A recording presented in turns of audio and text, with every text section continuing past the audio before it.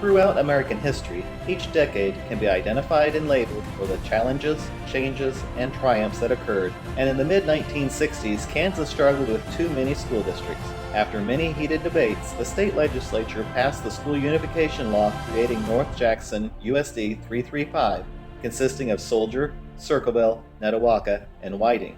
The Board of Education decided to consolidate in steps.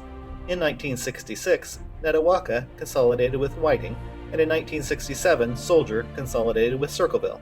Meanwhile, the school board sent Mr. Henry Lewick of Netawaka to Washington, D.C. to strike a deal to purchase the Atlas missile base that had closed in 1964. And what a deal he made! The base and 27 acres for only $1. In July 1966, the patrons of USD 335 approved $685,000 in bonds to renovate the below-ground missile base and build additional classrooms above ground.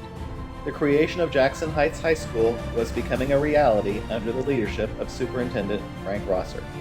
Jackson Heights now faced yet another challenge: how to unify the 154 anxious and exciting students who entered Jackson Heights on September 2, 1969. Jackson Heights could surely get it done with the help of Principal Robert Clark. Students got to choose the class colors and mascot the previous year, so the students were already known as the green and gold Jackson Heights Cobras on that very first day. The new Cobras met their first real challenge with flying colors, preparing for a public dedication, open house, and reception on November 30, 1969. The excited, happy patrons were honored to have Governor Robert Docking deliver the dedication address.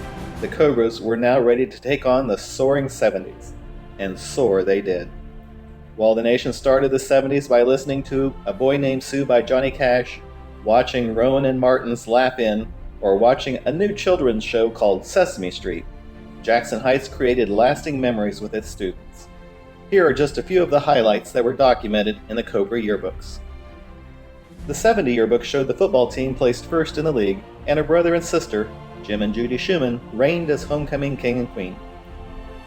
1971 noted a very large pep club cheering the teams on, and the Cayettes provided students with a way to serve the community. The 72 yearbook documented the Cobra football team placed second in state and was the first year for girls basketball. Track star Charlie Wolge set a new state record in the long jump. In 1973, the girls track team was the regional champ and went on to state. Prom goers danced to a live band called Stonewall. The 74 yearbook noted that in the second year of girls basketball, the team placed fourth in state, and the junior class presented the play, The Crown Prince of Wanderlust. In 1975, the girls basketball team placed third in state, the boys basketball team won sub-state. In 1976, the Jackson Heights girls basketball team was crowned the Grand State Champions, and the infamous tunnel was painted like a flag for the bicentennial year. The 1977 yearbook documented the creation of a National Honor Society at Jackson Heights to recognize its scholars. The 78 yearbook told of the patrons enjoying a presentation of Little Women, and by a tie vote, 2 girls were crowned queen at homecoming. The 79 yearbook celebrated the boys basketball team as Class 2A state champions, and the cross-country team was the K-36 league champions. As the soaring 70s came to a close, our school marched triumphantly into the exciting 80s.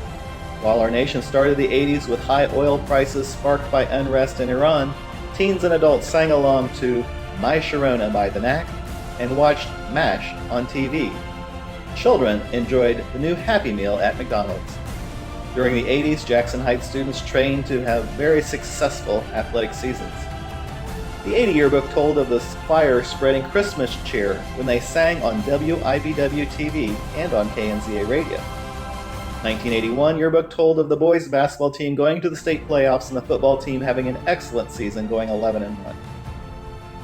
82 yearbook marked the girls cross-country team as state champions, and Carrie Van Dong took first at state in the high jump, breaking the previous state record.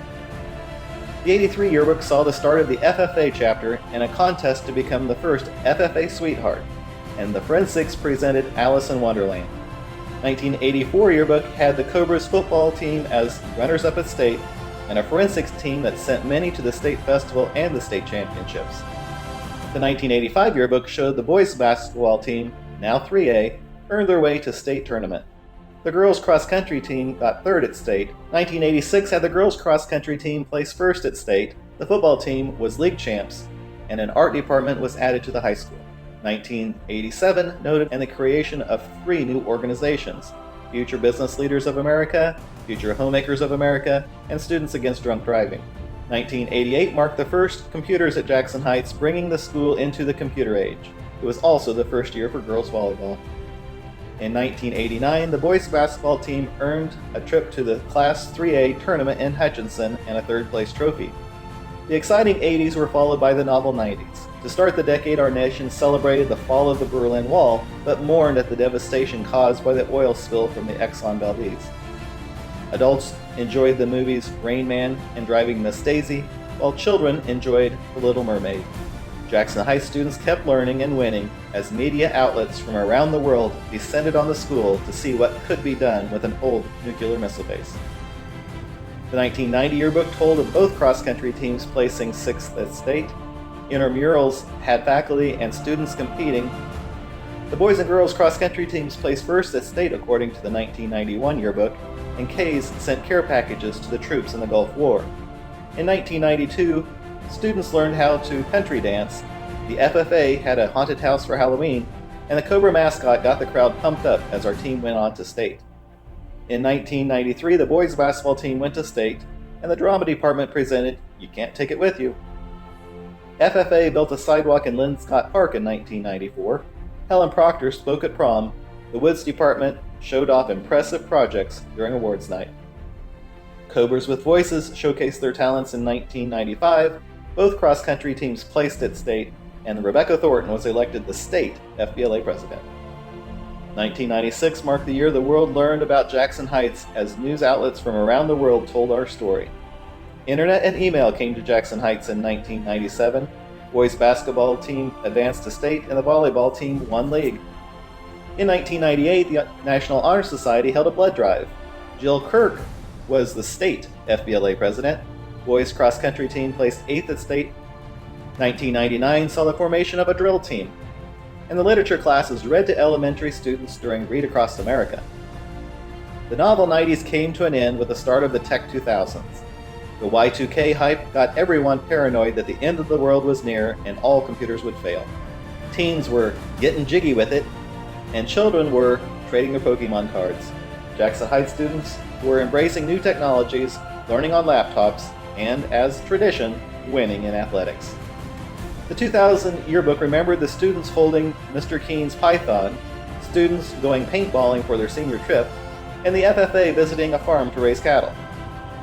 2001 yearbook saw the student body in the musical The Wizard of Oz, and at the K Fall Festival, you could have your fortune told. The art students competed in the Sidewalk Chalk competition at the Highland Art Show in 2002.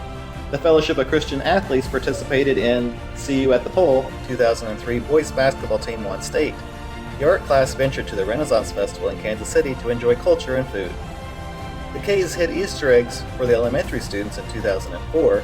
The FFA sold pulled pork at the French Market, and Annie Get Your Gun was a school play. 2005 had the Cobra Singers perform in Topeka at the Festival of Trees. Andy Schmitz was first in the triple jump at state.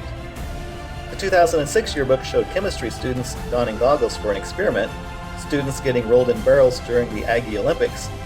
In 2007, Jackson Heights started the process of phasing in laptops for all students. The Aggie Olympics found Mr. Thomas drinking from a baby bottle.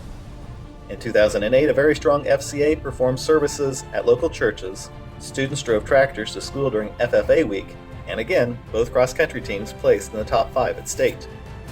2009 brought construction of a south wing at Jackson Heights. Spanish students traveled to Spain during spring break.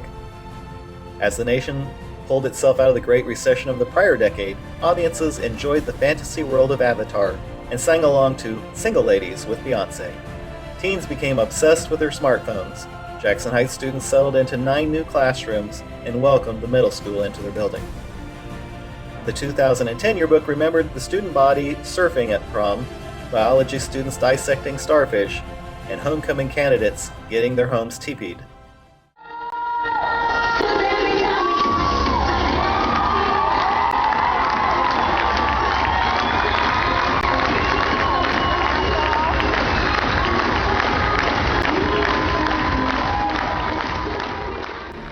2011 was remembered with students learning life skills like changing the oil in your car during a period called Encore. Jackson Heights won the National Spirit Bill contest in 2012 with the help of Tyler Algren's performance of Go Fight Win, and Cobra TV started broadcasting all home games on the internet. Near space experiments were conducted in 2013, and a popular dance on the floor was the wobble.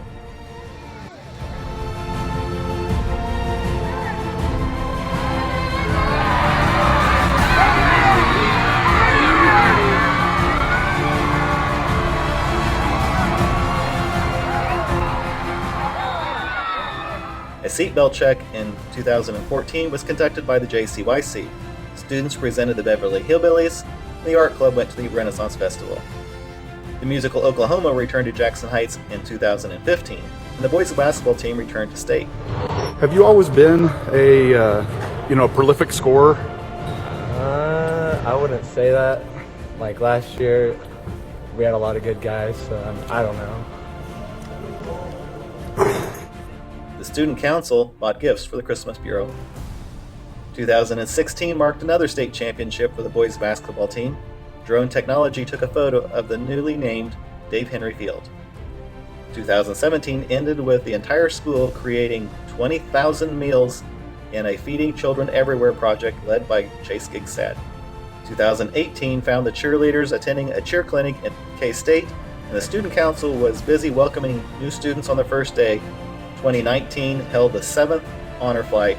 Student Council spearheaded the Safe 75 campaign after losing another fellow Cobra, and the student body rallied around Alex as he received his new heart. A virtual Alex was built to help him when he could not be at JH in person.